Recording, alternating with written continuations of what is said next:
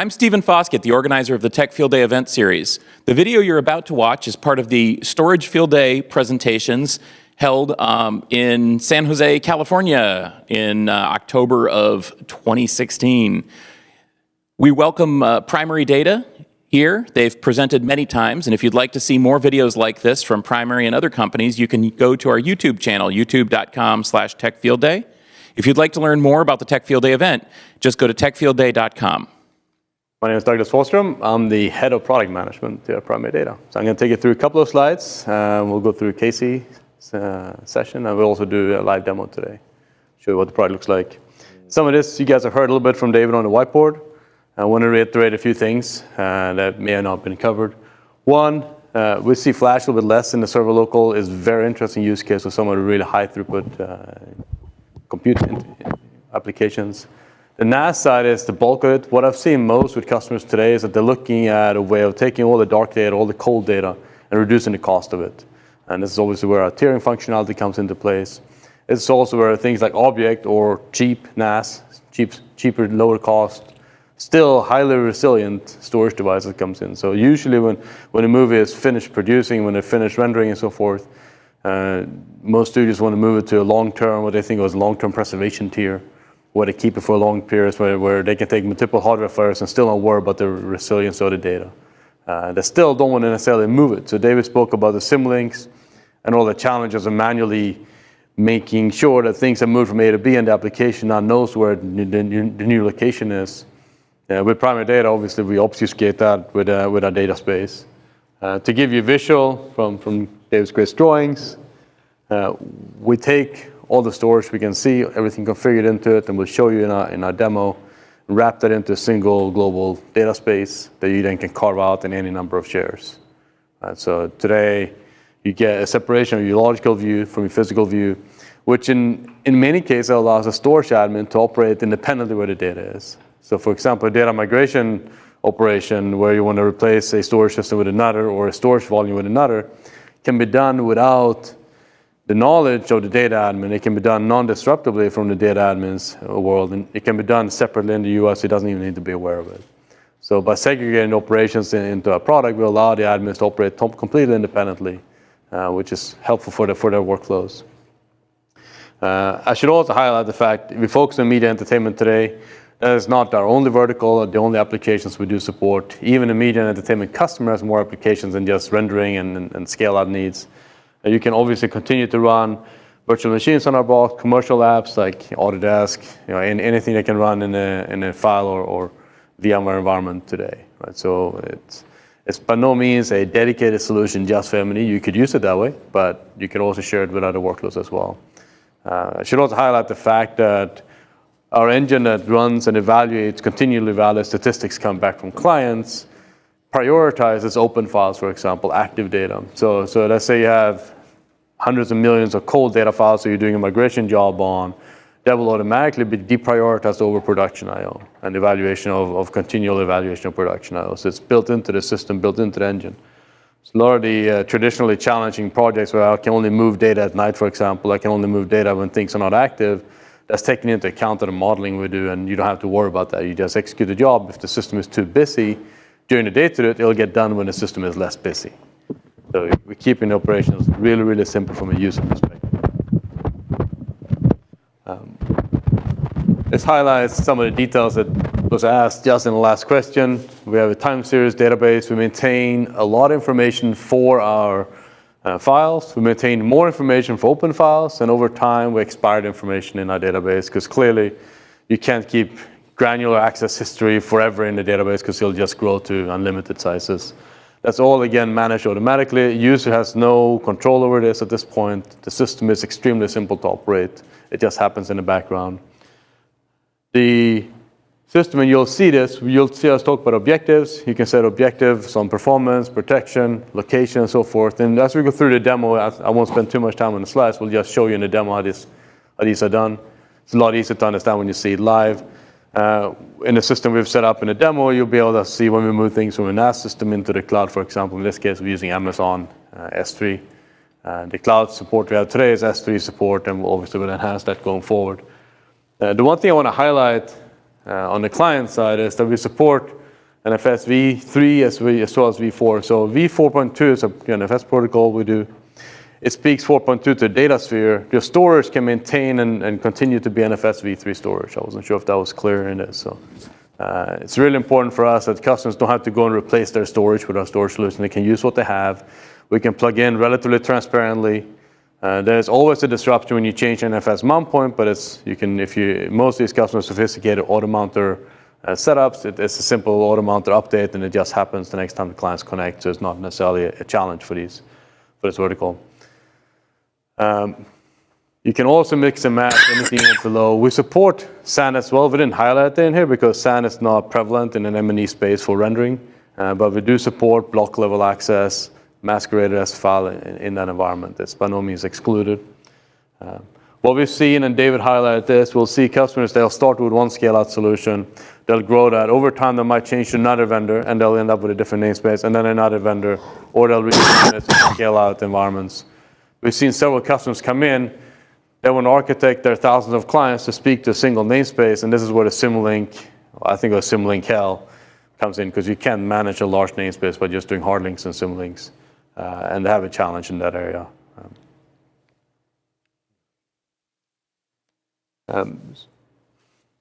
We spent considerable time the last 8 months figuring out how to visualize data mobility for large number of files. We'll show you the core diagram today because we have a it's a demo setup, it's real life setup. It's not going to necessarily look as colorful because we dedicate this to someone who moves specific to M&E, but it allows us to show, and we'll show how the files move, volumes to volume move. A volume for us is an NFS export internally, and we'll consume it out as a share. What's nice with us is that you can now see why things move. They can move for storage pressure reasons, as in systems are getting full. You reach your limits where you want to manage the top capacitor volumes, and we'll fill into something else. We'll move for performance reasons. We'll move for manual reasons, and so forth. And the user can look at their system, they can configure it, and then they can evaluate over time and say, over the last 24 hours, over the last 5 days, this has happened. Maybe I need to change the way my objectives are set up. Maybe I need to look and evaluate the storage underneath the hood. So we give you some good visibility into that. We also give you dashboards, access. We won't spend a whole lot of time on this in the demo today, but we'll give you heat maps and so forth. The one thing I want to highlight, we'll go back to the slide. The one thing I want to highlight is the data awareness piece, and I think Dave spoke a little bit about this. This is a key piece for media and entertainment space. A rendering job is often, I write a script as an end user rendering client, I run it, and it might execute on a single node, it might execute on 1,000 nodes. The script may be inefficient, so a storage guy sees I have a client that's problematic, and he wants to know not only what client it is, but he wants to know what files it is. And so he can go in and debug and understand what is taking up more resources than I expected. And we give you that full visibility into the product. So when a customer is using us in a large environment, we can tell you the hot files and sort them, for example, on a per file, per client basis, and give you that visibility in there. It's really a key piece. The product we spoke about today, if it wasn't obvious, DataSphere is the core piece. That's where the metadata is. Always sold in couplets and HA pairs. You run it either as a virtual machine or a physical dedicated hardware. Typically, in M&E space, we've seen physically dedicated hardware because they simply have such large scales and high performance needs. It doesn't make sense to add a ESX or virtual license into the mix. There's no restrictions from our side. The DSX, that's where we either have as a portal, which is legacy access, but also that's where our data mover, our cloud connect, and so forth. Essentially, that's the engine, so to say, underneath the hood, where data moves from A to B. In a pure NFS 4.2 client environment, you'll have DataSphere, you'll have the client that's technically either built into Linux, so you install the modules if you're not running a new Linux kernel. And you may not have DSX. At that point, you're adding DSX nodes later on. These are automatically configured. Customer, again, doesn't sit and configure them. They just deploy them. They can be virtual or physical. What determines the sizing is how much data they think is going to be moving at any point in time or per day. So you can have 2, you can have 20, you can have 100. They're completely stateless. If one fails during a move, the move obviously recovers on another node. We check on point the moves along the way. So we've done some smarts in the moves. So if you're moving large, let's say multi-terabyte or gigabyte files, we're not going to start from scratch. We're pretty intelligent about it. But the stateless piece is really, really important for us because that means that you can scale out in a much more granular way, especially if you got a virtual environment. All the NFS 4.2 technology we developed from a client perspective is fully open sourced. We work always and push that into the upstream kernels, and folks like Red Hat and SUSE and Ubuntu, they're all adopting, coming from upstream. So customers automatically get the benefit as they deploy new versions of Linux of our stack. And that's also an important consideration, because if you're an end user and developing or managing 10,000 clients, what you don't want is to go and deploy 10,000 copies of a piece of software. So if it's just there, it makes it a lot easier to use.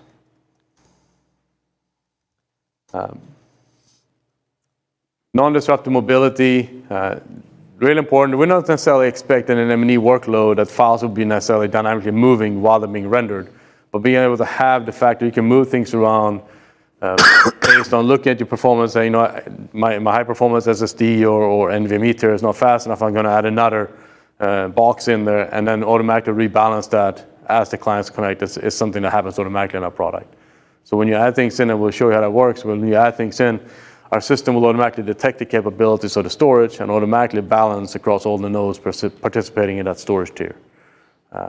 Things like, I'm running out of space, I need to pre-provision a bunch of capacity because I don't know how much I'm going to use. They're kind of not as important for us, because as long as the capacity is in the overall system we're managing, we can always overfill into another tier. So we work really hard to avoid things like out of space. So space only really happens when you're truly running out of space, or a file grows beyond a certain size that's not supported by a storage device. We will map based on the objectives of performance, or if you choose, manually pick your type of storage you want to put in and make sure that the data ends up on that. And we'll show you this as part of smart objectives that we've set up, that you can move data in very, very simple tiers. I had a feedback from a customer we spoke to the other day, and he liked what we're doing on a per file basis, and then I think he spent 30 seconds thinking about it in the back of his head as we were droning on about some other benefits we had, and he goes, I'm not going to use this because I can't manage every file in my environment. It's ridiculous. And in reality, you don't have to do this at all. You set this as a global policy, and we'll do that for you. So by no means does the user have to go in and pick every file and every policy where to put it. You simply can say, this share has this smart objective, and that's it. And everything else is automatically managed behind the scenes. So the perception is you can get the file level granularity, we give you that visibility, but you don't have the overhead and the headache of managing every file, because that would obviously be quite insane. Everything we do is completely dynamic. As I said, we make sure that we don't run out of space. We make sure that things are load balanced. Data migration is as simple as adding a storage system in there, pressing a minus button on the existing storage, and it just automatically empties as bandwidth is allowed for the data migration operation. It's auto-configured for you. At some point, we might add more configuration, but right now it's fully automatic. The object storage piece, it doesn't have to be object storage. We're seeing some customers use their EC, erasure-encoded, RAID NAS devices for this as well, where they're able to come in and say, here's my preservation tier, here's my long-term storage tier. David made an example of a customer that spent literally months trying to figure out what data to move and how they want to move the data. And in our case, they have spent a lot of time doing it, because one, the data moves, it's nothing changes from the application, so they're not going to screw up the application side. And if they didn't like it, they can always move it back and undo the move. And so the ability of understanding where things move and then revert the policy is there as well. So when you install, do you have the ability to look back, or does your database start building from the point of install? Do you do any file system crawling to try to pull metadata to populate the database? That's a good question. So yes and no. So we understand when A time and M time and so forth, or if you simulate existing storage, we'll understand that. And you say you simulate the storage that has a variety of dates on the files, and let's say you have an H-based tiering policy. Once we simulate it, then you have to turn that on that particular share, because we don't want to move data around without you explicitly telling us, hey, it's okay to move it. But we don't have any performance history on those files. We just understand when they were created on last access and so forth. But so only the performance history. You crawl the file systems to look for modified dates, access dates, all of that. So only when we assimilate, which is honestly when you put existing data in there. So just to back up a step, we have the ability to assimilate an existing NFS export into our namespace. At that point, we'll build a metadata history of that file. We won't have any performance information about that file, obviously, at that point. Yeah, but the hard thing to do is to crawl a massive file Right. system. That happens in the background. Yeah, it's important to notice that that's done on demand. Right. As clients access the namespace, it assimilates it a directory at a time and takes the data files and leaves them in place on the volume, just gives them a secondary linkage in our object structure. Yeah, I'm just looking at pulling metadata information out of a file system that has billions of objects in it. It's a hard thing to do.